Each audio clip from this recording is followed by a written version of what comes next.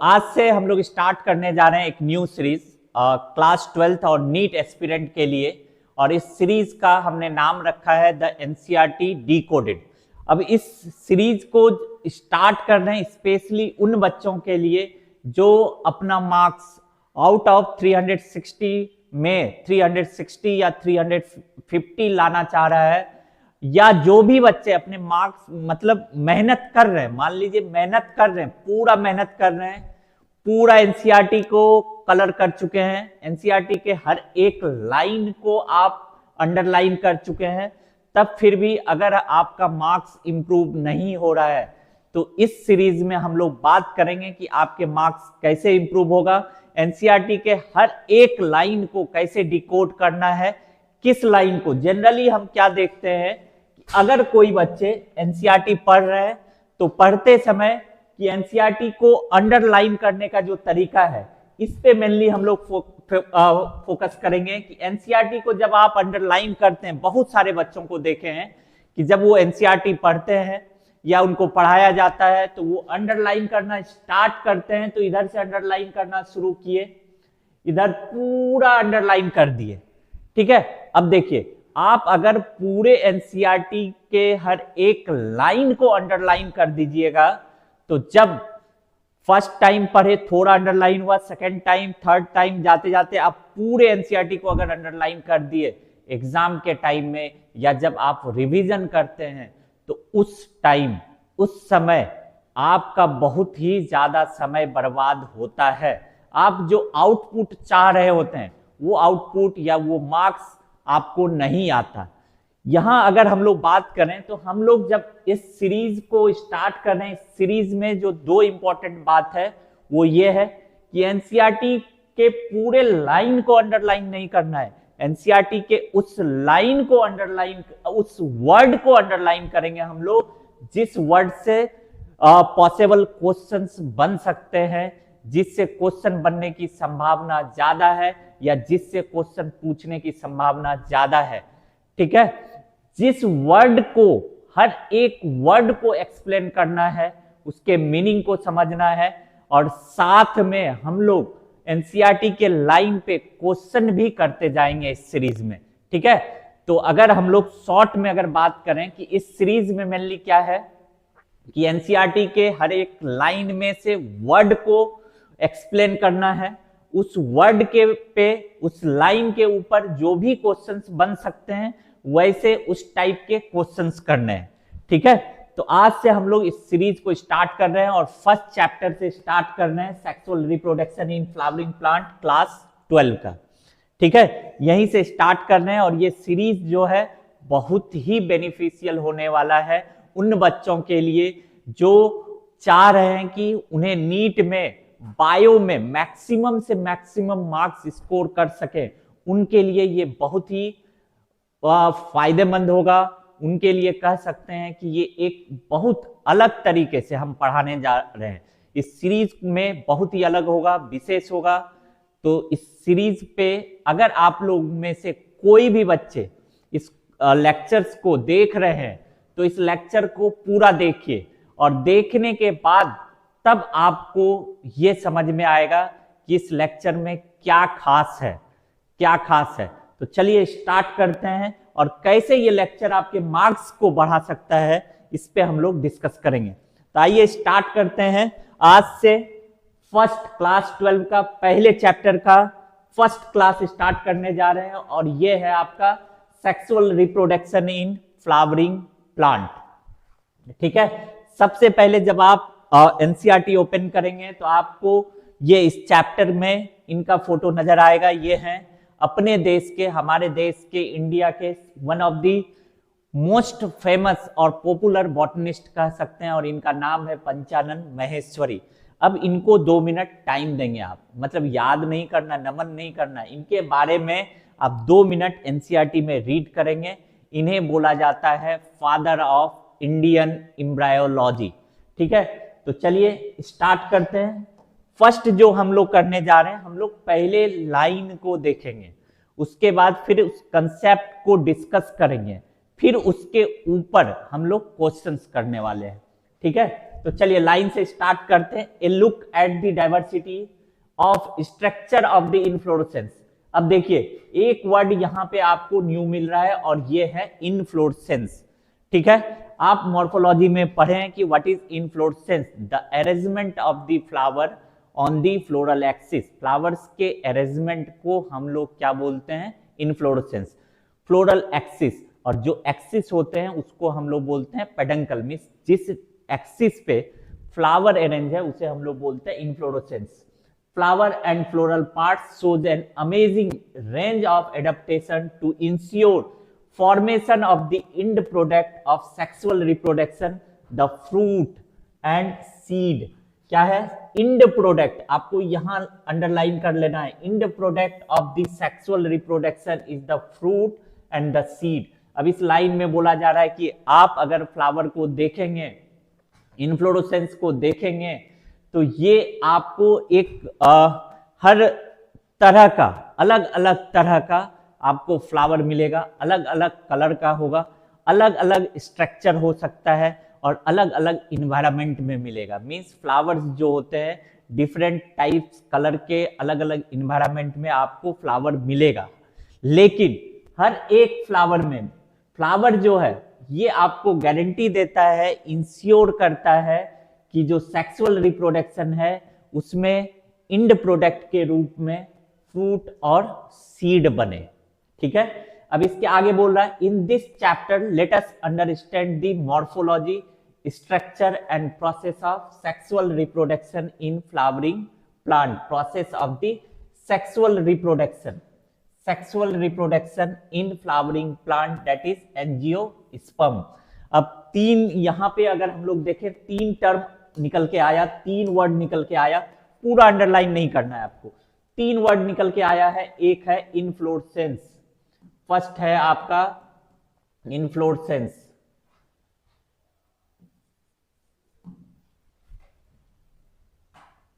ठीक है, तो इनफ्लोरेसेंस क्या है बताएंगे? इनफ्लोरेसेंस किसे बोलते हैं? तो सिंपल सा है, द अरेंजमेंट, पढ़े मॉर्फोलॉजी में, the arrangement of the flower. थोड़ा सा रिवाइज करा देते हैं, flower on the floral axis. ठीक है, फ्लोरल एक्सिस, इसी को हम लोग बोलते हैं इनफ्लोरेसेंस। मींस मान लीजिए ये फ्लोरल एक्सिस है, ये फ्लोरल एक्सिस है, इस पे जो फ्लावर का अरेंजमेंट है, फ्लावर का जो अरेंजमेंट है फ्लावर का, इसी को हम लोग क्या बोलते हैं? इनफ्लोरेसेंस। ये एक इनफ्लोरेसेंस है। नेक्स्ट बोल रहा है adaptation and ensure formation of the end product, means sexual reproduction का जो इंड प्रोडक्ट होगा वो क्या होगा? Fruit and seed. तो आप कहेंगे कि फ्रूट और seed, fruit and seed, seed are the end product, are the end product. End product है किसका? सेक्सुअल रिप्रोडक्शन का, end product of sexual reproduction, reproduction. Next एक और टर्म यहां पे है, सेक्सुअल रिप्रोडक्शन टर्म तो आप समझ रहे हैं, means fusion of male and female gametes अगर फ्यूज कर रहे हैं तो इसे हम लोग क्या बोलते हैं? Sexual reproduction. एक टर्म और निकल के आया, एंजियोस्पर्म। एक टर्म आया एंजियोस्पर्म, सिंपल सा, ये भी आप 11th क्लास में ये टर्म सुना हुआ है आपका। दो वर्ड से बना हुआ है, एंजियो और दूसरा वर्ड है स्पर्मा। एंजियो मींस होता है इनक्लोज्ड या प्रोटेक्टेड कर सकते हैं, स्पर्मा मींस होता है सीड, मींस सीड आर या seed is enclosed with in fruit. इसमें क्या होगा? Seed is enclosed, enclosed with in fruit, with in fruit. अगर ऐसा है, ऐसे प्लांट जिसमें जिसका सीड फ्रूट से प्रोटेक्टेड हो, जैसे मैंगो को देख रहे हैं कि मैंगो का सीड, फ्रूट हम लोग मैंगो जो खाते हैं, फ्लैशी एंड जूसी पोर्शन जो मैंगो का जो एडिबल है उसके नीचे इंडोकार्प के अंदर आपका क्या है? सीड है, सीड है। तो सीड अगर फ्रूट से प्रोटेक्टेड है तो ऐसे प्लांट को हम लोग बोलते हैं एंजियोस्पर्म, या इसी को एंजियोस्पर्म को हम लोग बोलते हैं फ्लावरिंग प्लांट। तो हम लोग पढ़ने जा रहे हैं फ्लावरिंग प्लांट में सेक्सुअल रिप्रोडक्शन। चलिए अब आते हैं next, the end product. Question भी देख लेते हैं, the end product of the sexual reproduction are fruit, seed, flower. तो हम लोग क्या कहेंगे, सीड भी है, फ्लावर भी, अभी अभी एनसीईआरटी में देखे, तो आंसर क्या हो जाएगा आपका डी। चलिए, a plant is an angiosperm because, angiosperm क्यों है, बोल रहा है नेकेड सीड। नेकेड सीड कहाँ होते हैं, जिम्नोस्पर्मा में। पॉलन ग्रेन जिम्नोस्पर्म में भी होते हैं। Vascular tissue pteridophyte gymnosperm angiosperm में भी होते हैं। फ्रूट कवर्ड सीड, तो सही आंसर क्या होगा इसका, डी। मींस यहाँ पे fruit covers the seed. Fruit किसको कवर करता है, सीड को कवर करता है। फ्रूट किसको कवर करता है, सीड को। नेक्स्ट आइए, what does angiosperm means, angiosperm का मीनिंग क्या है, naked seed, covered seed, leaf fall, seed bud. What does angiosperm mean, naked seed होगा, नहीं होगा। कवर्ड सीड होगा, यस होगा। लीफ फॉल, सीड बड, ये सब नहीं हो। कवर्ड सीड का मतलब फिर से वही, सीड आर या seed is enclosed with in fruit. चलिए नेक्स्ट आगे बढ़ते हैं। अब आ जाते हैं हम लोग, यहां से आपका चैप्टर स्टार्ट होता है, वो इंट्रोडक्टरी पार्ट था कि human being have had an intimate relationship with flowers since the immemorial. Flowers are object of aesthetic, ornamental, social, religious and cultural value. They have always been used as symbol for conveying important human feeling such as love, affection, happiness, grief, mourning, etc. List at least 5 flowers of ornamental value that are commonly cultivated at home in the garden. In the garden. Unnecessary हम लोगों को underline नहीं करना है। अब ये जो paragraph है, ये पैराग्राफ आपका एक तरह से ये प्योर लिटरेचर बता रहा है कि मनुष्य का फ्लावर के साथ, फूल के साथ बहुत ही गहरा, बहुत पुराने समय से बहुत गहरा रिश्ता है। ठीक है, फ्लावर्स को यूज किया जाता है, एक कह सकते हैं इसे यूज किया जाता है सजावट में, ऑर्नामेंटल में, सोशल सामाजिक फंक्शन कुछ हो रहा है, धार्मिक कुछ फंक्शंस हो रहे हैं, कल्चरल धार्मिक वैल्यू भी है, इसका महत्व है, सामाजिक महत्व भी है, सजाने में भी काम आता है, और एस्थेटिक सौंदर्य का भी प्रतीक है। तो फ्लावर क्या है, फ्लावर बोल रहा है एक ऐसा ऑब्जेक्ट है जिसका कह सकते हैं समाज में रिलीजियस धार्मिक महत्व भी ये रखता है, धार्मिक कामों में भी ये यूज होता है, सौंदर्य का भी प्रतीक है, प्यार, लव, अफेक्शन, फीलिंग को भी एक्सप्रेस करने में यूज होता है। Means conveying important human feeling such as love, affection, happiness, खुश हैं, दुख हैं। 14 फरवरी आ रहा है, उसमें हर एक में ये काम आता है। नेक्स्ट बोल रहा है list at least 5 flower of ornamental value that are commonly cultivated at home in garden. Means आप अपने गार्डन में, आपके गार्डन में जो मोस्ट कॉमन फ्लावर देखने को मिलता है उसका लिस्ट बनाएं। तो इसमें से कुछ उतना इंपॉर्टेंट नहीं है, लेकिन यहाँ ट्रू फॉल्स हो सकता है कि एक स्टेटमेंट बनाया जा सकता है कि flower are the object of aesthetic, ornamental, social, religious and cultural value, एक स्टेटमेंट बनाया जा सकता है। तो स्टेटमेंट 1-2 करके या ट्रू फॉल्स करके ये पूछा जा सकता है। तो यहाँ पे आपको एक लिस्ट बनाने बोल रहा है, तो आप लिस्ट बना सकते हैं। सबसे कॉमन हर एक के गार्डन में आपको रोज मिल जाएगा, दूसरा क्या मिल जाएगा, मैरीगोल्ड मिल जाएगा। ठीक, मैरीगोल्ड मिल जाता है। और अच्छा होगा, हमारे यहाँ तो लोग ट्यूलिप इतना नहीं लगाते हैं, ट्यूलिप हो सकता है। ये अभी ठंड के समय में क्राइसेंथेमम, जिसे हम लोग क्या बोलते हैं, गुलदाउदी बोलते हैं। क्राइसेंथेमम हो गया, रोज हो गया, मैरीगोल्ड हो गया, ट्यूलिप हो गया, जैस्मिन हो सकता है, जैस्मिन भी यूज करते हैं।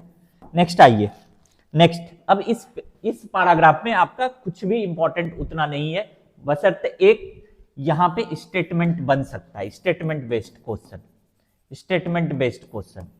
ठीक है, तो आप देख रहे हैं कि हमें पूरा एनसीईआरटी का हर एक लाइन को अंडरलाइन नहीं करना है। अगर आप हर एक लाइन को अंडरलाइन करेंगे तो एग्जाम के टाइम रिवीजन कैसे होगा, आपका बहुत ज्यादा टाइम जाएगा रिवीजन में। और अगर इस तरह इंपॉर्टेंट जिससे क्वेश्चन बन सकता है वैसे वर्ड को, वैसे लाइन को अगर आप अंडरलाइन करेंगे तो इससे आपका समय भी बचेगा, क्वेश्चंस बनाने में भी आसान लगेगा क्वेश्चंस, और मार्क्स भी आपका इंप्रूव होगा। चलिए next, find out the name of 5 more flower. अब बोला 5 और फूल का नाम बताइए that are used in social and cultural celebration। Mean celebration, जैसे अभी सरस्वती पूजा आ रहा है तो सरस्वती पूजा आ रहा है, ठीक है, या दुर्गा पूजा है, या किसी फेस्टिवल में गणेश पूजा है, कहीं भी सबसे ज्यादा सबसे कॉमनली जो यूज है गेंदा का फूल, मैरीगोल्ड है। दूसरा कौन यूज होता है? रोज होता है। तीसरा कौन है? लोटस है, लोटस लोटस लोटस भी यूज होता है, ठीक है। सजावट में सेलिब्रेशन में, सोशल एंड कल्चरल सेलिब्रेशन में लोटस हो गया, रोज हो गया, मैरीगोल्ड हो गया, जैस्मिन भी यूज कर सकते हैं, डैफोडिल्स भी, डैफोडिल्स, ये सब फ्लावर्स हैं। तो ये भी लाइन आपका हो गया। Have you heard of the floriculture, what does it refers. बोल रहा है क्या आप फ्लोरिकल्चर के बारे में सुना है या नहीं सुना है, ये अलग बात है, लेकिन यहां आपको जानना है फ्लोरिकल्चर। तो फ्लोरिकल्चर क्या है? तो हम लोग कहेंगे कल्टीवेशन, फूलों का कल्टीवेशन कीजिए, खेती कीजिए, या फूल का ब्रीडिंग कराइए, या मार्केटिंग, तीनों इसी में आता है। मार्केटिंग भी means cultivation, breeding and marketing of the flower is called, क्या कहेंगे इसे? फ्लोरिकल्चर। क्या कहेंगे इसे? फ्लोरिकल्चर। अब आते हैं नेक्स्ट लाइन पे। ये लाइन भी हो गया। तो एक वर्ड यहां पे आपको नया मिला जिसे आपको अंडरलाइन करना है, दैट इज फ्लोरिकल्चर। नेक्स्ट आइए, इन अर्लियर क्लासेस, मीन्स यहां पे रेफर किया जा रहा है आपको 11th क्लास में। You have read the various parts of the flower, figure 1.1 will help you recall the parts of typical flower. Parts of the typical flower means angiospermic flower, angiosperm में ही flower होते हैं, means किसी भी flower का। Can you name the 2 part in a flower in which the 2 most important unit of sexual reproduction develop. अब आपसे पूछ रहा है कि फ्लावर के वैसे 2 इंपॉर्टेंट पार्ट का नाम बताएं जहां पे 2 सेक्सुअल रिप्रोडक्शन में यूज होने वाले unit means 2 most important unit of sexual reproduction develop, means sexual reproduction में यूज होने वाले 2 यूनिट का नाम बताइए। क्या बताना है? Can you name the parts in flower का वैसे पार्ट जहां पे सेक्सुअल रिप्रोडक्शन के 2 यूनिट का डेवलपमेंट होता है। तो इसके लिए आपको क्या करना है, यहां पे क्या करना है कि फ्लावर को देख लेना है, फ्लावर को समझ लेना है। तो आइए सबसे पहले इस फ्लावर को समझते हैं। फ्लावर क्या है? What is flower? तो क्लास 11th मॉर्फोलॉजी में बोल रहा है। अभी हम लोग पूरा यहाँ पे डिस्कस कर लेते हैं, फिर एनसीईआरटी के लाइन को कोरिलेट करेंगे, फिर हम लोग क्वेश्चंस करेंगे। तो आइए फ्लावर्स को अगर मॉर्फोलॉजी का बात बोलें तो वहां बोल रहा है कि suit apical meristem, apical meristem converted into floral meristem, पहला। दूसरा हम लोग बोल रहे हैं कि flower is modified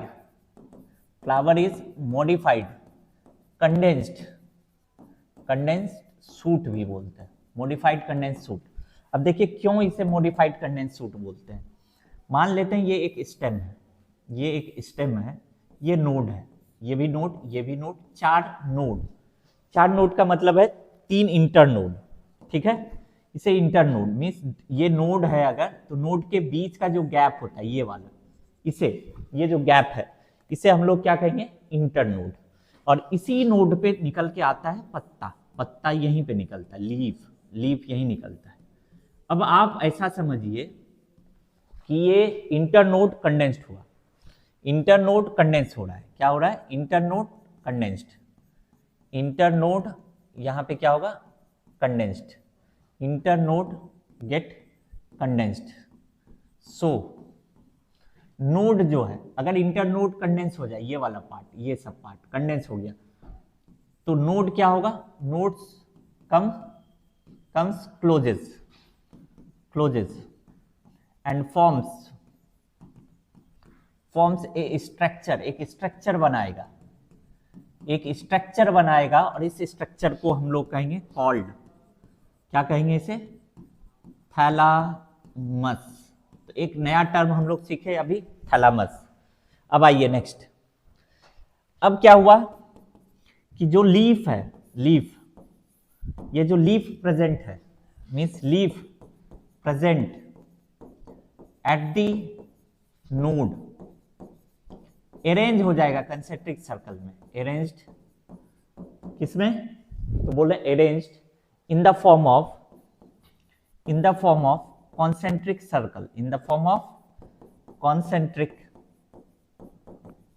circle, and forms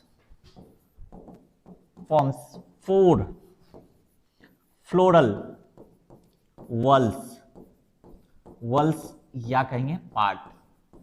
means ये जो लीफ है, जो फर्स्ट लीफ है, अगर हम लोग देखें तो ये फर्स्ट लीफ यहां पे हम लोग कह सकते हैं क्या बना रहा है, कैलिक्स। सेकेंड लीफ जो है ये क्या बना रहा है, कोरोला। थर्ड का अगर हम लोग बात करें, थर्ड का अगर बात करें तो थर्ड क्या बना रहा है, तो हम लोग कहेंगे एंड्रोसियम। और फोर्थ का बात करें तो हम लोग क्या कहेंगे, ये क्या बना रहा है, गाइनोसियम। ठीक है, और यही कॉन्सेंट्रिक सर्कल के फॉर्म में अरेंज करके जो आप देखते हैं फ्लावर का वॉल्स या फ्लावर का पार्ट जो देखते हैं, ये बन गया। ठीक है, अब अगर हम लोग एक फ्लावर को देखें, जो अभी हम लोग बोले इंटरनोड कंडेंस हुआ, नोड सब एक साथ आ गया, और एक साथ आने के वजह से यहां पे सारा एक साथ आ गया। मान लेते हैं ऐसा एक स्ट्रक्चर बना, ये ऐसा डोम शेप्ड ऐसा स्ट्रक्चर बना मान लेते हैं, और ये डोम शेप स्ट्रक्चर को थैलेमस बोले, और ये जो स्टॉक देख रहे हैं इसे हम लोग पेडिसेल बोलते हैं, पढ़ा हुआ है आपका मॉर्फोलॉजी में, और इसे हम लोग बोलते हैं थैलेमस।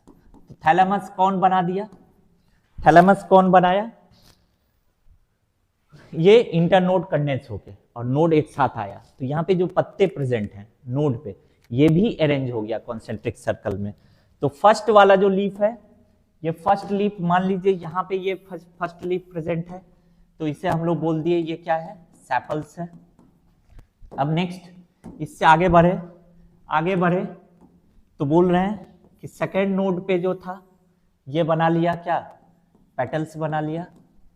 अब बोल रहे हैं जो थर्ड नोड पे है इसे हम लोग कह देंगे यहाँ पे ये बना लिया एंड्रोसियम, और जो फोर्थ नोड पे है ये बना लेगा यहाँ पे गाइनोसियम मान लीजिए। तो ये येलो जो है इसे हम लोग कह रहे हैं एंड्रोसियम, और इसे हम लोग रेड वाले को बोल रहे हैं गाइनोसियम। तो क्या है कि एक फ्लावर अगर आप देख रहे हैं तो फ्लावर में 4 फ्लोरल वल्स है, 4 पार्ट है, 4 पार्ट्स भी कहेंगे। अब इसको हम लोग बांट देते हैं 2 सेक्शन में, एक को बोलते हैं एसेंशियल, एक को कहेंगे एसेंशियल, और एक को कहेंगे हम लोग नॉन एसेंशियल, या इसी को हम लोग बोलते हैं एसेसरी।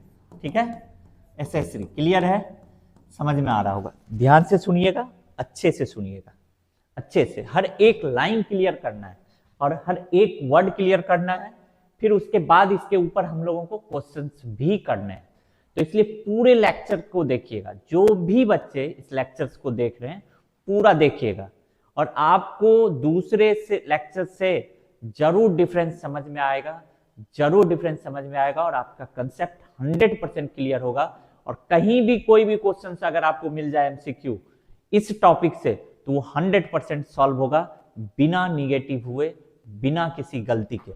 तो एसेंशियल वर्ड्स किसे कहेंगे, तो हम लोग कहेंगे डायरेक्टली, ये डायरेक्टली पार्टिसिपेट करता है रिप्रोडक्शन में, participate in reproduction, in reproduction, ठीक है, या कहेंगे फर्टिलाइजेशन। अब क्या है रिप्रोडक्शन में डायरेक्टली पार्टिसिपेट करने वाला, तो हम लोग कहेंगे एक है एंड्रोसियम, एंड्रोसियम जिसे हम लोग कहेंगे mail reproductive part, mail reproductive part, mail reproductive part. और एक होगा गाइनोसियम, गाइनोसियम जिसे हम लोग बोलते हैं female reproductive part, female reproductive part. ठीक है, चलिए इधर अगर हम लोग बात करें तो इधर भी आपको एक हम लोग कहेंगे कैलिक्स और एक कहेंगे हम लोग दूसरा जो होगा कोरोला, कैलिक्स और क्या बोल रहे हैं कोरोला। ठीक है, अब अगर इस कैलिक्स और कोरोला का अगर हम लोग बात करें, ठीक, तो ये बोल रहे हैं नॉन एसेंशियल या एसेसरी, नॉन एसेंशियल या एसेसरी। क्यों बोल रहे हैं, तो do not participate in reproduction, ये पार्टिसिपेट नहीं करेगा, पार्टिसिपेट इन रिप्रोडक्शन, ये क्या करेगा, ओनली हेल्प्स, ओनली हेल्प्स।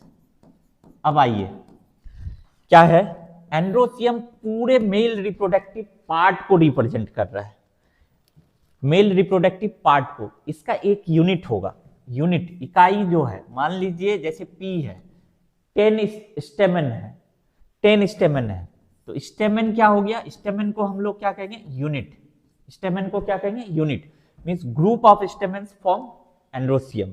दूसरा इसी तरह गाइनोसियम के यूनिट का बात करें तो गाइनोसियम के यूनिट को हम लोग क्या कहेंगे carpel, means group of carpel या पिस्टिल फॉर्म्स गाइनोसियम, क्या फॉर्म करेगा गाइनोसियम। उसी तरह कैलिक्स का यूनिट का अगर बात करें तो हम लोग कहेंगे सेपल्स, मींस बहुत सारे sepals, group of sepals forms calyx. उसी तरह कोरोला का अगर यूनिट का बात करें तो पेटल्स।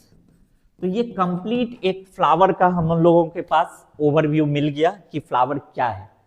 ठीक है, 11 से भी हम लोग पढ़ लिए। अब आइए इधर, अभी बहुत सारा एनसीईआरटी का जो लाइन है, हर एक लाइन अब आपका क्लियर करना है। क्या करना है, पूछा जा रहा है typical can you name the two part, दो पार्ट आपको बताना है, दो part in flower in which the two most important unit of sexual reproduction develops। तो अब आंसर मिल गया, एक है इंपॉर्टेंट पार्ट आपका एंड्रोसियम और दूसरा इंपॉर्टेंट पार्ट है जो वो है गाइनोसियम। एंड्रोसियम किससे बना है, तो हम लोग बोल दिए स्टेमन से, और गाइनोसियम किससे बना है, तो हम लोग कहेंगे किससे बना है, कार्पेल से बना है। ठीक है, चलिए ये पैराग्राफ आपके एनसीईआरटी का क्लियर है। नेक्स्ट आइए, नेक्स्ट आते हैं हम लोग, नेक्स्ट है फ्लोरिकल्चर डील्स विथ, अभी अभी पढ़े फ्लोरिकल्चर का मतलब क्या है, फ्लावर। ठीक, अब नेक्स्ट आ जाइए, यहां पे आप लेबल कर दीजिए, यहां पे क्वेश्चन मिसिंग है लेकिन आप इसको लेबल कर दीजिए, लेबल कर दीजिए। ए को क्या कहेंगे, ए को, ए को, ए को अभी इतना हम लोग डिस्कस नहीं किए, आते हैं थोड़ा सा और फ्लावर को थोड़ा सा डिटेल हम लोग कर लेते हैं। ठीक है, अब हम लोग कर लेते हैं थोड़ा सा, हम लोग देख लेते हैं एक स्टेमन को, तो ये क्वेश्चन बन जाएगा। एक स्टेमन का अगर बात करें, स्टेमन का, स्टेमन का बात करें, अभी क्या बोले, सबसे पहले अगर हम लोग बात करें फर्स्ट, सबसे पहला अगर हम लोग बात करें फर्स्ट जो है वो क्या है, एंड्रोसियम। क्या बोल रहे हैं, एंड्रोसियम। ये जो मेल रिप्रोडक्टिव पार्ट है इसे हम लोग क्या कहेंगे, एंड्रोसियम।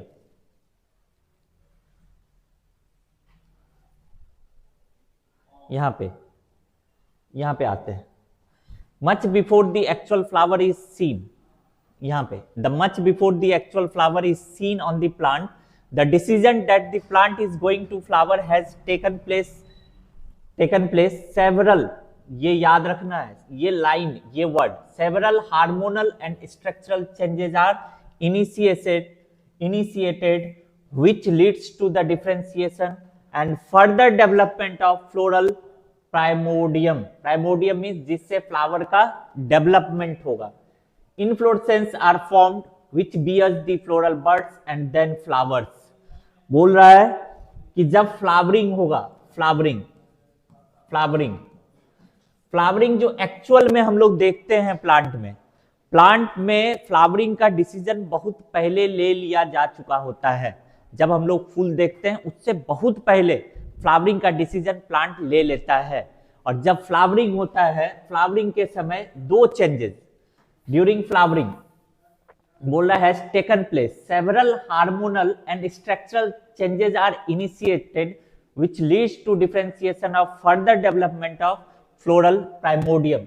मीन्स फ्लावरिंग के समय, ठीक है, या फ्लावरिंग के पहले आप कहें, पहले इनका कहने का मतलब है कि क्या होगा, जैसे अभी हम लोग बोल रहे हैं कि हार्मोनल एक तो हार्मोनल समझते हैं, दूसरा बोले स्ट्रक्चरल चेंजेस भी होगा, स्ट्रक्चरल चेंजेस भी होगा। जैसे हम लोग अभी बात किए थे, क्या बात किए थे कि shoot apical meristem changes into floral meristem, और फ्लोरल मेरिस्टेम डेवलप करेगा किसमें, फ्लोरल प्राइमोडियम में, मींस जिससे क्या हो रहा है, लीफ का डेवलपमेंट होने वाला है। उसके बाद बोल रहा है कि इनफ्लोरेसेंस का पहले हार्मोनल चेंजेज स्ट्रक्चरल चेंजेज हुआ, इसके वजह से हार्मोनल और स्ट्रक्चरल चेंजेस के वजह से यहाँ पे क्या होगा, फ्लोरल प्राइमोडिया का फॉर्मेशन होगा। और फ्लोरल प्राइमोडिया जो है ये डेवलप करता है किसमें, फ्लोरल प्राइमोडियम इनफ्लोरेसेंस में, ये इनफ्लोरेसेंस बनाएगा, इनफ्लोरेसेंस, और इस इनफ्लोरेसेंस पे बड होगा, बड्स होंगे, और फिर बड्स जो है ये बड्स ओपन होके क्या बनाएगा, फ्लावर बनाएगा। तो यहां से भी एक क्वेश्चन बनता है, और एक क्वेश्चन बन सकता है कि ड्यूरिंग मींस पहला तो ये होगा कि फ्लावरिंग का डिसीजन कब होता है, तो आप कहेंगे जब हम फूल देखते हैं प्लांट पे लगा हुआ, उससे बहुत पहले प्लांट में फ्लावरिंग का डिसीजन ले लिया जाता है। और फ्लावरिंग का डिसीजन जब ले लिया जाता है तो प्लांट में बहुत चेंजेस देखने को मिलता है। दो मुख्य चेंजेस जो है वो है आपका हार्मोनल, और दूसरा चेंजेस है structural. Means plant vegetative phase से अब किस फेज में चले जाता है, रिप्रोडक्टिव फेज में चले जाता है। और रिप्रोडक्टिव फेज में जाने के लिए प्लांट में जो चेंजेस होगा इसे कहेंगे hormonal changes and structural changes, और उसके बाद बनेगा floral primordium. Floral primordium develop करेगा इनफ्लोरेसेंस में, और इनफ्लोरेसेंस के ऊपर लगा होगा बड्स, और बड्स फिर क्या बनाएगा, फ्लावर। अब आइए आगे बढ़ते हैं। नेक्स्ट आप ये भी कर लें, formed which bears the floral buds, inflorescence पे फ्लोरल बड्स होगा और ये फ्लावर बनाएगा। चलिए, in the flower the male and female reproductive structure the androecium पढ़ चुके हैं, androecium the male reproductive part and the gynoecium female reproductive part differentiate and develops. इसके बाद जब फ्लावरिंग होगा तो फ्लावर में बोल रहा है कि अगर ये फ्लावर है तो फ्लावर में आपको फ्लावर में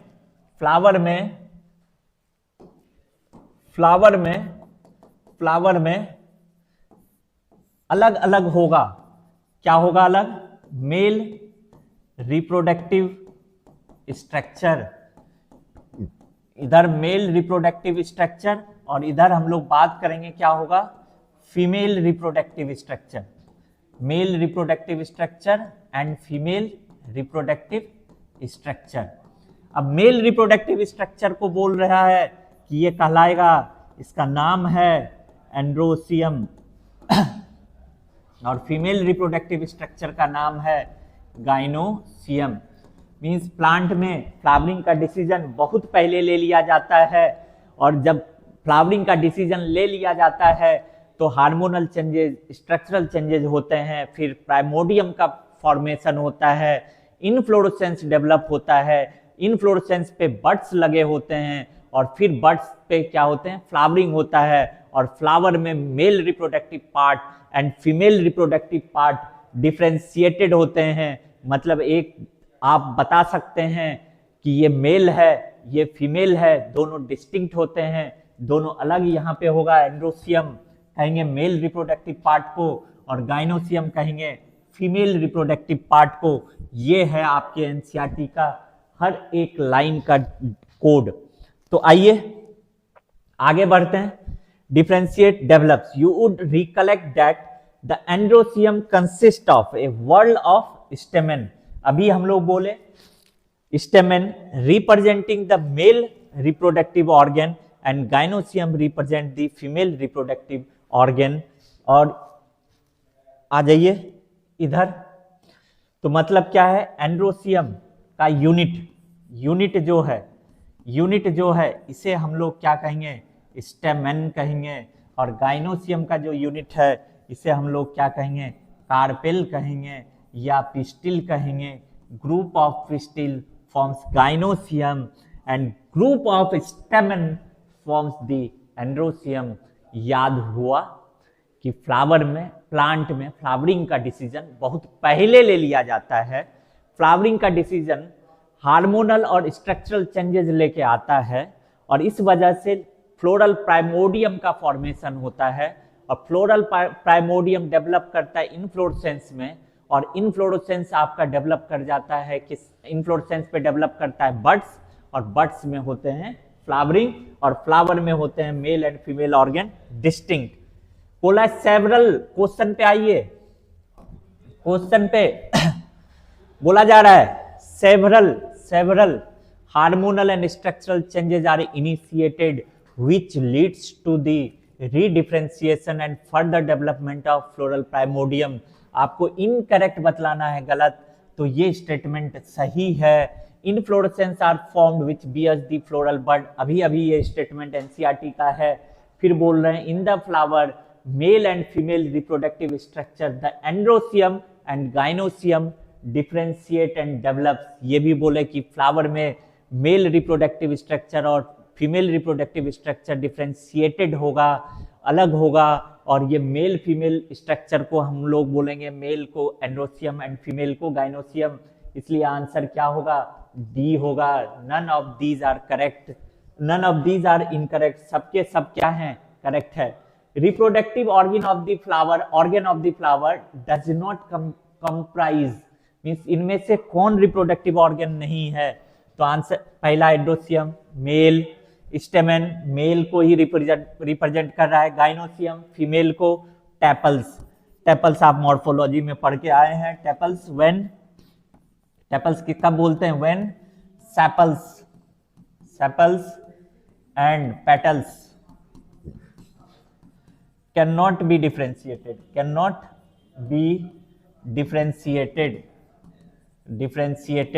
जब आप इसको डिफरेंशिएट नहीं कर सकते तो इसे हम लोग क्या बोलते हैं, टेपल्स। क्या बोलेंगे, टेपल्स।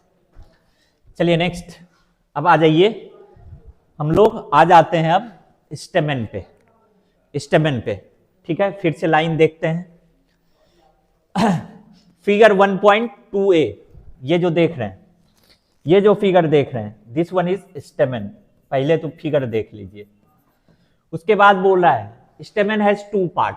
तो सबसे पहले इसको अंडरलाइन कर दीजिए, दिमाग में आया कि स्टेमेन में 2 पार्ट होंगे। Of A typical stamen the long and cylinder, कैसा होगा, long and cylinder stock called the filament. ये जो स्ट्रक्चर देख रहे हैं, लंबा पतला छड़ी जैसा स्ट्रक्चर, इसे हम लोग कहेंगे फिलामेंट, इसे कहेंगे फिलामेंट। तो फिलामेंट क्या है, long thin cylinder stalk like structure present in stamen is called filament. Next है, and the terminal generally bilobed structure called the anther. Anther कैसा बोल रहा है, बाइलोब्ड होगा, मींस इस फिलामेंट के माथे पे, इसके टर्मिनल पोर्शन पे, इसके एंड पे एक बाइलोब्ड स्ट्रक्चर होगा, ये वाला स्ट्रक्चर जिसे हम लोग क्या बोल रहे हैं, एंथर। क्या बोल रहे हैं इसे, एंथर। नेक्स्ट आइए, बोल रहा है द प्रॉक्सिमल एंड, मींस आगे वाला, ये वाला एंड, ये वाला, the proximal end of the filament is attached to the thalamus और the petals of flower. Means ये वाला जो एंड है, ये जो एंड है इसे कह रहे हैं प्रॉक्सिमल, और ऊपर वाला जो एंड है ये प्रॉक्सिमल, तो इसको डिस्टल भी कह सकते हैं। और इसको बोल रहा है एनसीईआरटी टर्मिनल। आप याद रखने के लिए, अगर एक प्रॉक्सिमल है तो दूसरा डिस्टल होगा। प्रॉक्सिमल इंड जो है स्टेमन का, ये जुड़ा हुआ होगा किससे, थैलेमस से या पेटल से। तो फिर से अंडरलाइन कर लीजिए कि ये प्रॉक्सिमल इंड किससे जुड़ा हुआ है, फिलामेंट का, अटैच टू दी थैलेमस और दी पेटल्स। ये वर्ड यहाँ पे फोकस करना है। उसके बाद बोला है the number and length of stamens are variable, means number भी और लेंथ भी स्टेमेन का वेरिएबल होता है। मीन्स अलग अलग फ्लावर में स्टेमेन का काउंट नंबर अलग होगा और इसका लेंथ जो है फिलामेंट का वो भी अलग होता है। Stamens are variable in flowers of different species. If you were collect 2 stamen each from the 10 flower and arrange them on a slide, you would able to appreciate the large variation in size seen in nature। बोला है size भी अलग अलग होता है। आप collect करके लाइए स्लाइड पे और उसके बाद आप देखेंगे तो आपको पता चलेगा कि अलग अलग स्पेसीज के स्टेमन का साइज भी क्या होता है, अलग होता है। तो यहाँ पे ऐसा कुछ नहीं अंडरलाइन करने का, जो अंडरलाइन करना है वो द नंबर एंड लेंथ दोनों वेरिएबल होते हैं इन फ्लावर ऑफ डिफरेंट स्पेसीज, अलग अलग स्पेसीज में। if you were to collect stamen each from the 10 flower and arrange them slide, you would be able to appreciate large variation। क्या बोल रहा है, लार्ज वेरिएशन। यहाँ तो क्या बोल दिया, नंबर में, यहाँ क्या रहा है, वेरिएशन इन फ्लावर, क्या नंबर एंड लेंथ में। यहाँ क्या बोल रहा है, large variation in size seen in nature, size में भी। मीन्स जो ये वेरिएशन है किस में मिलेगा, वेरिएशन किस में मिलेगा, नंबर एंड लेंथ। दूसरा क्या बोल रहे हैं, the number and length of the stamen, number length and size तीनों में वेरिएशन शो कर रहा है। Careful observation of each stamen under a dissecting microscope and making neat diagram would elucidate, आपको बताएगा the range in shape and attachment. Means बोल रहा है अब shape and attachment of anther in different flower. Means shape और ये जो anther है ये फिलामेंट से कैसे अटैच्ड है, ये भी डिफरेंट होता है, ये भी अलग अलग तरीके से अटैच्ड हो सकता है। अब आइए इससे आगे, द स्टेमेन क्या रिप्रेजेंट करता है, माइक्रोस्पोरेंजिया नहीं, मेल गैमेटोफाइट, यस, किसको रिप्रेजेंट करता है, मेल गैमेटोफाइट नहीं, ये तो पॉलन ग्रेन होगा, मैं 3 सेल स्टेज। तो क्या होगा आंसर, माइक्रोस्पोरोफिल्स। आंसर क्या होगा, माइक्रोस्पोरोफिल्स। चलिए नेक्स्ट, बोला एक टिपिकल एंजियोस्पर्म एंथर इज, पहले पढ़ लेते हैं उसके बाद समझते हैं कि अगर आप एक अभी पढ़े ये स्टेमेन है, इसे हम लोग बोले प्रॉक्सिमल इंड, ये थैलेमस से अटैच्ड होगा, थैलेमस या हम लोग क्या कहेंगे पेटल्स, ठीक है। ये प्रॉक्सिमल इंड है, ये कौन सा इंड है, प्रॉक्सिमल इंड है। और ये इसे हम लोग बोले एंथर, ठीक है। तो हम लोग स्टेमेन पढ़ने जा रहे हैं, स्टेमेन को एनसीईआरटी के हिसाब से, एनसीईआरटी के बेस्ट पे स्टेमेन, ठीक है। स्टेमेन 2 पार्ट, 2 इंपॉर्टेंट पार्ट, जैसे जैसे एनसीईआरटी आपको बता रहा है 2 इंपॉर्टेंट पार्ट, 2 इंपॉर्टेंट पार्ट है। आपसे पूछे कितने इंपॉर्टेंट पार्ट, तो कहेंगे 2 इंपॉर्टेंट पार्ट। कौन कौन सा, तो पहला बोले फिलामेंट है और दूसरा हम लोग क्या बोल रहे हैं, सेकेंड पार्ट जो है ये एंथर है। तो फिर से सवाल आता है कि फिलामेंट कैसा है, तो बोले लॉन्ग है, कैसा है, थीन है एंड सिलेंडर है, पतला छड़ी के जैसा है, long thin and cylinder. Anther कैसा है, एंथर कैसा है, तो बोल रहे हैं एंथर जो है ऑफ डिफरेंट स्पेसीज वेरीज। एक मिनट, एंथर के बारे में पहले हम लोग देख लेते हैं, एंथर के बारे में एनसीईआरटी वाला इस पेज में जो था, एंथर बोल रहा है कि एंजियोस्पर्म एंथर जो होते हैं बाइलोब्ड होते हैं, बाइलोब्ड कहने का मतलब क्या है, 2 lobes are present, 2 lobe present होंगे, ठीक है। अब बोल रहा है each lobe consist of 2 theca मतलब कैविटी, 2 कैविटी है हर एक लोब में।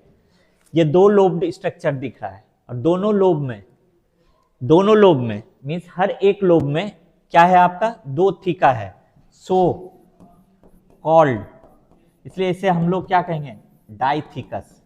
क्या कहेंगे इसे डाइथीकस। अब बोल रहा है next etch lobe consist of her एक लोब में कंसिस्ट ऑफ 2 माइक्रोस्पोरेंजिया। क्या होगा 2 microsporangia, so 2 lobe equal to 4, 4 microsporangia नहीं हो जाएगा, एक में 2 है तो 2 में कितने 4, तो 4 माइक्रोस्पोरेंजिया हो गया। Condition called tetrasporangiate. अब इस तीनों लाइन को एक साथ जोड़ दें, तो हम लोग कहेंगे तीनों को एक साथ जोड़ दें तो क्या कहेंगे कि एंजियोस्पर्म एंथर इज बाइलोब्ड। कैसा है बाइलोब्ड कहेंगे, डाइथीकस कहेंगे, डाइथीकस एंड टेट्रास्पोरेंजिएट।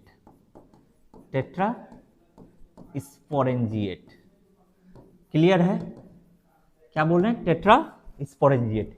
एक लाइन में ये तीनों लाइन का डिस्क्रिप्शन हम लोग एक लाइन में कर लिए, एक लाइन में, यहां पे एक लाइन में।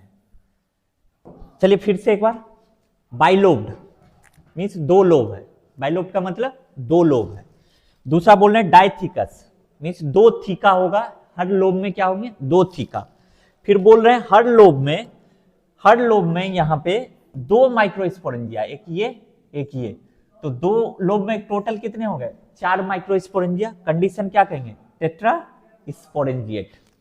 अब क्या है नेक्स्ट बोल रहे हैं कि माइक्रोस्पोरेंजिया जो है, माइक्रोस्पोरेंजिया डेवलप कर जाएगा, डेवलप्स किसमें, तो develops into pollen sac. Next बोल रहे हैं कि ये जो पॉलन सैक है, pollen sac present in entire means पूरे entire length of the anther. ठीक, नेक्स्ट बोल रहे हैं कि ये जो है इट इज फिल्ड विथ किससे फिल्ड होगा पॉलन ग्रेन से। मीन्स आइए इधर एंथर इज बाइलोब्ड, क्लियर हो गया। एक typical angiosperm anther is bilobed, यहां पे कीजिए बाइलोब्ड, अंडरलाइन कर लिए bilobed with each lobe having 2 theca, इसलिए इसको क्या बोले डाइथीकस। क्लियर है, हर एक लोब में 2 कैविटी 2 थीका, तो डाइथीकस। ओफन ए लॉन्गिट्यूडनल ग्रूव, ये जो गड्ढा है longitudinal groove runs length wise separating the theca. इसको तो एकदम याद रखना है कि ये भी स्टेटमेंट में means longitudinal grooves runs length wise separating the theca, means इस कैविटी को सेपरेट जो कर रहा है। ठीक है, यहाँ पे ग्रुप्स है, ये क्या है ग्रुप्स दिखाई दे रहा है, ग्रुप्स गड्ढा, और ये जो गड्ढे हैं यही सेपरेट कर रहा है किसको थीका को। Next, let us understand various type of tissues and their organisation. Tissues and organisation क्या है, टिश्यूज एंड ऑर्गेनाइजेशन इनमें बोल रहा है इन ट्रांसवर्स सेक्शन, बच्चे यहीं पे कंफ्यूज होते हैं। Transverse section of an anther बोल रहा है, क्या बोल रहा है anther. The bilobed nature of A anther is very distinct in the transverse section of the anther. The anther is four sided, anther क्या होगा, टेट्रागोनल होते हैं, फोर साइडेड होते हैं। Structure consisting of four microsporangia located at the corner, कहां पे होगा, चार माइक्रोस्पोरेंजिया फोर साइडेड, बोल रहे हैं कि the anther is four sided, four sided means tetragonal है, प्रेजेंट कहां पे है, फोर कॉर्नर, माइक्रोस्पोरेंजिया चारों कॉर्नर पे लोकेटेड है, four microsporangia located at the corner, two in each lobe, the microsporangia develops further and becomes pollen sac. अभी बोले कि माइक्रोस्पोरेंजिया डेवलप करके क्या बनाता है, pollen sac. They extend longitudinally all through the length of anther and packed with pollen grain। यहां पे देखिए इसके अंदर पॉलन ग्रेन है, पॉलन ग्रेन ये, और ये पॉलन सैक है, कहां से डेवलप किया है, माइक्रोस्पोरेंजिया से। पहले बात को समझिए, टेट्रागोनल है, चार साइड है, टेट्रागोनल है, चार साइड है, चारों साइड पे, चारों साइड पे एक एक माइक्रोस्पोरेंजिया है, ठीक है। मीन्स अगर हम लोग बात करें, यहां पे जो लिख रहे थे कि इधर और इसमें जोड़ें, तो बोल रहे हैं कि एंथर जो है, एंथर इज क्या कहेंगे, anther is tetragonal, tetragonal, tetragonal बोल रहे हैं, टेट्रागोनल मतलब क्या है, चार साइड है, फोर साइडेड है, ठीक है। माइक्रोस्पोरेंजिया, माइक्रोस्पोरेंजिया कहां पे प्रेजेंट है, present present present at the corner, corner पे है, ठीक है, कॉर्नर पे। एक लाइन और याद करना है, longitudinal group, longitudinal groups means गड्ढा पूरे लेंथ में होगा, रंस लेंथ वाइज, और ये दो थीका को सेपरेट करता है, length wise and separate separate separate the theca. मतलब इस फिगर को देखें, इस फिगर को, तो ये जो ग्रूव है, ये जो ग्रूव है, ये ग्रूव लॉन्गिट्यूडनली क्या कर रहा है, थीका को सेपरेट कर रहा है, गड्ढे को सेपरेट कर रहा है। और ये गड्ढा जो था वो माइक्रोस्पोरेंजिया, माइक्रोस्पोरेंजिया जो था चारों कॉर्नर पे, ये डेवलप करता है किसमें, पॉलन सैक में। और पॉलन सैक जो होते हैं, पॉलन सैक जो होते हैं, कहां पे लिखे थे, कहां पे, एक और होगा कहीं, microsporangia develops into the pollen sac, pollen sac present in entire length of the anther and it is filled with, किससे फिल्ड होगा, तो हम लोग क्या बोल रहे हैं, किससे फिल्ड है, पॉलन ग्रेन से, किससे फिल्ड है, पॉलन ग्रेन से, ठीक है। उसके बाद अब तो कुछ नहीं रह गया, इस वाले पैराग्राफ में अगर हम लोग देखें सब कुछ क्लियर है। टेट्रागोनल होगा, चारों कॉर्नर पे माइक्रोस्पोरेंजिया होगा, माइक्रोस्पोरेंजिया डेवलप करके बनाता है पॉलन सैक, और ये एक्सटेंड करता है पूरे लेंथ में, एंथर के पूरे लेंथ में ये प्रेजेंट होता है, पैक होता है पॉलन ग्रेन से। तो ये फिगर दे सकता है कि A B C D, figure में ए बी सी डी क्या क्या है, तो आप बता सकते हैं। जैसे ए है तो ये रिप्रेजेंट कर रहा है पॉलन सैक को। एक है लाइन ऑफ डाइसेंस, यहाँ पे देख रहे हैं, ये लाइन ऑफ डाइसेंस क्या है, यहाँ पे जो देख रहे हैं लाइन ऑफ डाइसेंस, ये जो लाइन ऑफ डाइसेंस है यहीं से पॉलन रिलीज होता है, ये वीक होता है, weak end point, point of the, या कह सकते हैं part, line of the pollen release, pollen release ये यहीं से फटता है, लाइन ऑफ डाइसेंस पे वीक होता है, अभी लेयर पढ़ेंगे तो वहां डिस्कस करेंगे। तो यहीं से ये फटता है और पॉलन ग्रेन रिलीज होता है। चलिए ये हो गया। अब आइए क्वेश्चन पे, refer the given figure, identify the level part and select the incorrect statement regarding them. अब इनकरेक्ट स्टेटमेंट बतलाना है। P और Q, P तो आपको पता है, P extend longitudinally throughout the length of anther and are packed with Q। P जो है, P यहाँ पे क्या रिप्रेजेंट कर रहा है, आपको पता है, आपको पता है, अभी अभी हम लोग पढ़े हैं क्या है, पॉलन सैक। एनसीईआरटी का फिगर देखिए, ये फिगर यहाँ पे देखें, ये फिगर जो है ये पॉलन सैक है, और इसके अंदर B जो भरा हुआ है, क्या भरा हुआ है, तो हम लोग कहेंगे इसके अंदर जो Q है ये क्या भरा हुआ है। इतना डिटेल आपको पढ़ना है, इस तरह करके पढ़ना है, तब जाके क्वेश्चन बनेगा और एक भी क्वेश्चन नहीं छूटेगा कहीं से। आपको पता है एनसीईआरटी से ही क्वेश्चन आता है, सबको पता है, पूरे दुनिया को पता है, पूरा जहां को पता है, लेकिन आप याद रखिए कि एनसीईआरटी वो समुद्र है जिसमें आप जितना गोता लगाइएगा आपको उतना मोती मिलने वाला है। तो इसलिए एनसीईआरटी के हर एक वर्ड को समझना और उसके एक्सप्लेनेशन को जानना बहुत जरूरी है अच्छे मार्क्स को स्कोर करने के लिए। अगर आप 360 आउट ऑफ 360 या आप 340 प्लस चाह रहे हैं तो एनसीईआरटी को इस तरह से पढ़ना पड़ेगा कि पढ़ते पढ़ते हर एक लाइन से, हर एक वर्ड से आप क्वेश्चंस बनाएं।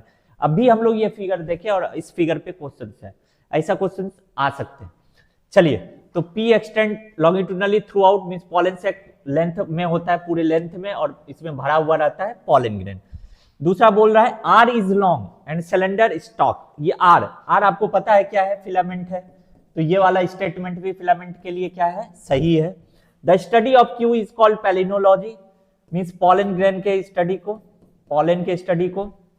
नन ऑफ दीज, तो आंसर क्या हो जाएगा, नन ऑफ दीज।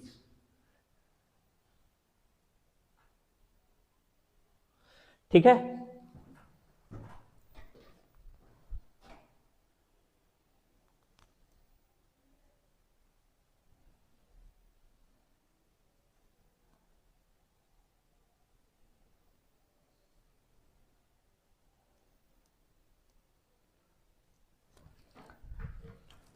चलिए नेक्स्ट क्वेश्चन पे आते हैं। A dithecous anther consist of dash microsporangia and dash in each lobe.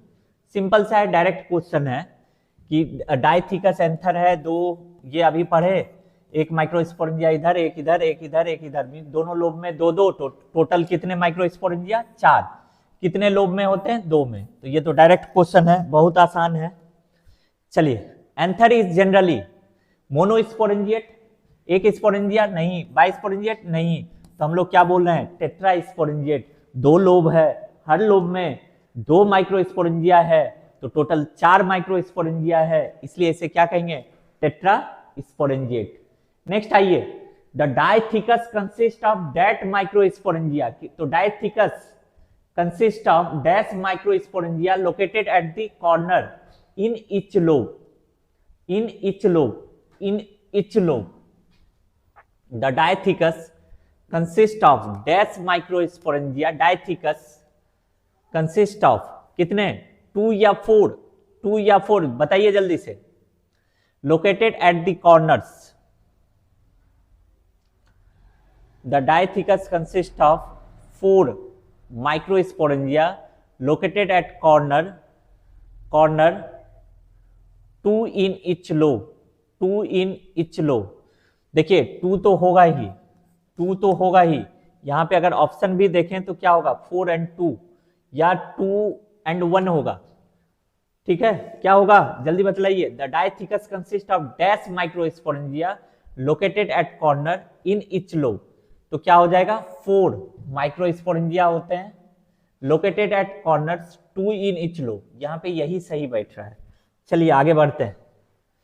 Structure of microsporangia, अब यहां पे देखिए, वहां एंथर को बोल रहा है टेट्रागोनल, यहां माइक्रोस्पोरेंजियम को बोल रहा है, यहां माइक्रोस्पोरेंजियम को बोल रहा है। किसे बोल रहा है, माइक्रोस्पोरेंजियम को बोल रहा है कि ट्रांसवर्स सेक्शन में एक typical microsporangium, transverse section A typical microsporangium near circular in outline.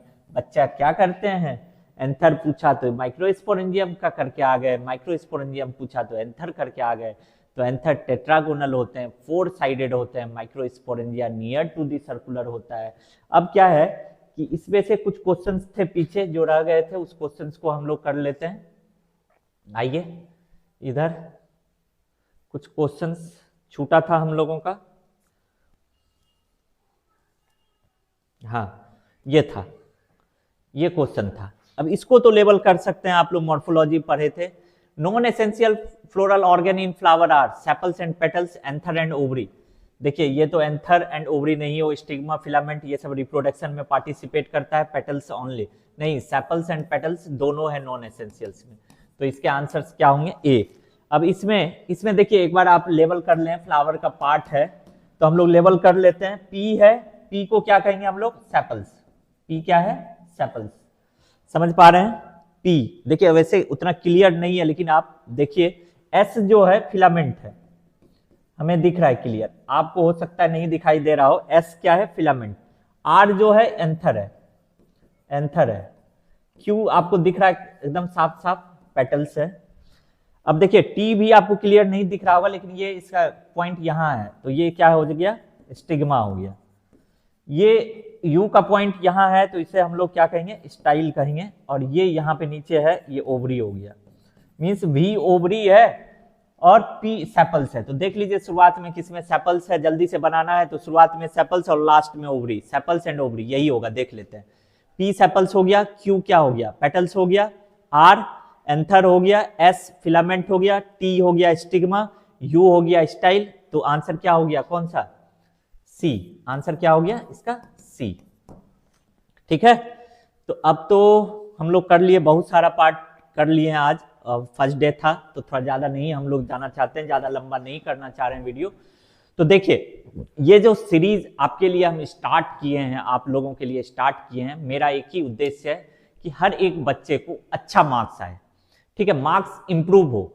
इस सीरीज में हम लोग इसी तरह से एनसीईआरटी के लाइन को स्टडी करेंगे, लाइन से वर्ड निकालेंगे और उस वर्ड का एक्सप्लेनेशन करेंगे, टर्म का एक्सप्लेनेशन करेंगे और हर एक लाइन पे साथ में हम लोग क्वेश्चंस करते जाएंगे, ठीक है। इसलिए ये अलग है, ऐसा आपको कहीं भी लेक्चर नहीं मिलेगा जहां पे आपको एनसीईआरटी के हर एक लाइन को एक्सप्लेन किया जा रहा है, उसके वर्ड को और टर्मिनोलॉजी को एक्सप्लेन किया जा रहा है और साथ में उसी समय आपका एमसीक्यू भी कराया जा रहा है ताकि आपको याद रहे। एमसीक्यू जब भी आपके दिमाग में आए तो हिट करे। और एनसीईआरटी के को इस तरह पढ़ना होगा और इस तरह अगर आप पढ़ते हैं और ऐसे अगर एनसीईआरटी को पढ़िएगा तो पक्का आपको 350 से ऊपर मार्क्स आने वाला है, क्योंकि आपको भी पता है कि क्वेश्चन कहां से आते हैं? एनसीईआरटी से आते हैं। कितना आसान था, एनसीईआरटी के लाइन को भी देखते गए हम लोग, साथ में कंसेप्ट भी किए, कंसेप्ट के साथ साथ एनसीईआरटी के लाइन और वर्ड को देखे और उसके साथ साथ एमसीक्यू भी किए, ठीक है। तो आज यहीं तक रहने देते हैं, फिर नेक्स्ट लेक्चर हम लेके बहुत जल्द आएंगे। जो भी बच्चे इस लेक्चर को देखे या देख रहे हैं, please share and hit the like button and subscribe the channel. हम इससे और अच्छे अच्छे वीडियो आप लोगों के लिए लेके आएंगे और प्रॉमिस करते हैं कि इस पूरे सीरीज को हम कंप्लीट करेंगे और आप लोगों को 100% बेनिफिट मिलने वाला है इस सीरीज से। तो please don't forget to hit the like button को दबाइए, सब्सक्राइब कीजिए और अपने फ्रेंड के साथ भी शेयर कीजिए। Thank you. अपना खूब ख्याल रखिएगा, फिर मिलते हैं नेक्स्ट लेक्चर में। Okay, thank you.